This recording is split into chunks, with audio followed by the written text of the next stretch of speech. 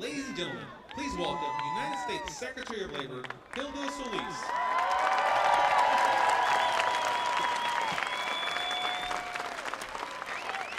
Hola, mis amigos. What an honor it is to be here today in La Paz with our President of these United States to memorialize a man who has meant so much to all of us. In the 236-year history of our great republic, few Americans have done more than Cesar Chavez to create positive change, foster peace, inspire hope, and work for justice. Cesar Chavez taught humble people of the land to fight without ever clenching a fist. We're gathered in a local area here to pay tribute to him. He showed us, the powerless, that they had the inner strength to move mountains. He led a nonviolent revolution that bettered our nation, and he improved the lives of millions who worked under the scorching sun, bringing the harvest to nourish our neighbors. You didn't have to know Cesar Chavez to be inspired by him or to love him.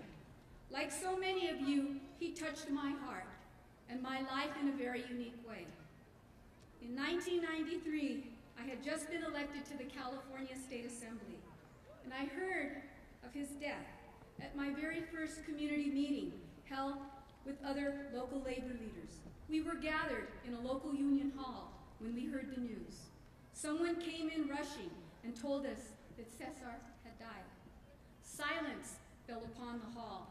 We were all stunned, and the entire group did the only thing we could do at that moment. We prayed. It was a strange feeling. The very beginning of my career with the labor movement started the last day of a great labor leader's life. But like so many of you, I felt the need, the passion, to somehow do something to carry his legacy and work on. After all, it was Cesar and his fearless partner, Dolores Huerta, who taught us about the power of unity, the power of democracy, and the power of hope. It was Cesar who made people feel pride in themselves and who reminded our nation that work was more than just a source of income. Work is also a source of dignity. During his 66 years on earth, Cesar fought for our families, and he fought to preserve our natural environment and its special connection to our health and to our lives. Today, this appreciation is deeply rooted in our culture. Cesar was really one of the first environmentalists.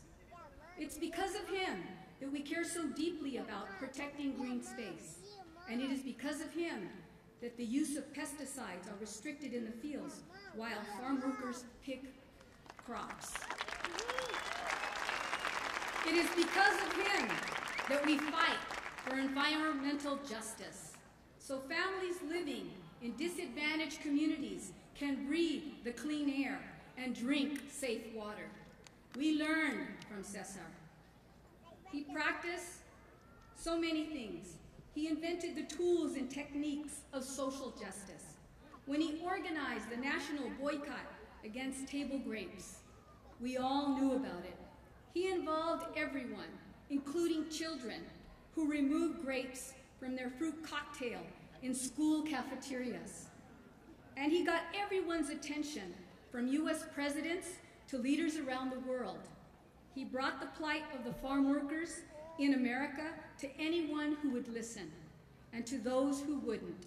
Eventually, he knew they would. And in some ways, it's because of him that President Barack Obama gave me the honor of a lifetime by naming me the first Latina to head a major cabinet agency in the federal government.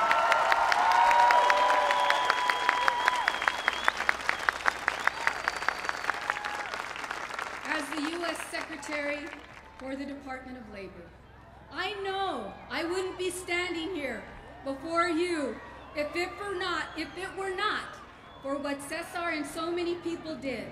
And so many years ago, right here in Nuestra Señora Reina de la Paz, I'm blessed blessed to have this opportunity to be with all of you. Cesar and Dolores inspired so many of us to get involved in public service.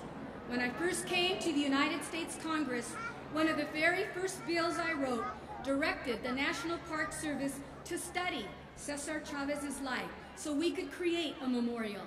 Each year that I was reelected, I reintroduced that bill. We passed it through the House, but it stalled in the Senate. But we never gave up because Cesar taught us to never give up. Never, ever, ever. In 2005, the people of Colorado sent a very wise man to the United States Senate. His name was Ken Salazar. He picked up the mantle for this memorial in the other chamber. And in 2008, we finally passed our bill. 4 years later, thanks to President Barack Obama, today our dream is realized.